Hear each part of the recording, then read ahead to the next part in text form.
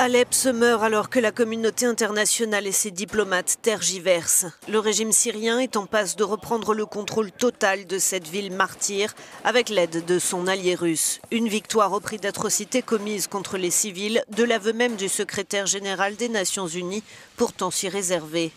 Femmes et enfants assassinés, personnel médical massacré, mais ce n'est pas la priorité du chef de la diplomatie russe. Si nous tenons compte de nos expériences passées, dit-il, les activistes utilisent tout cessez-le-feu pour se regrouper, recevoir des renforts de l'étranger et terroriser plus encore la population.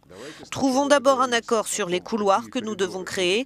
Nous pouvons en décider très rapidement avec les Américains.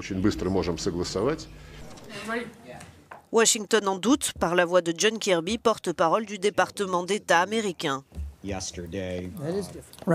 Plutôt que d'accepter notre proposition d'une cessation immédiate, les Russes estiment qu'une trêve ne peut entrer en vigueur avant plusieurs jours. En clair, l'assaut du régime et de ses alliés continuera jusqu'à ce que l'on trouve un accord.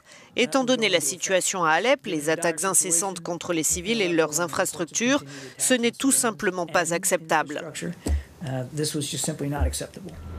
En perdant ses dernières positions à Alep, la rébellion va essuyer son pire revers depuis le début de la guerre en mars 2011.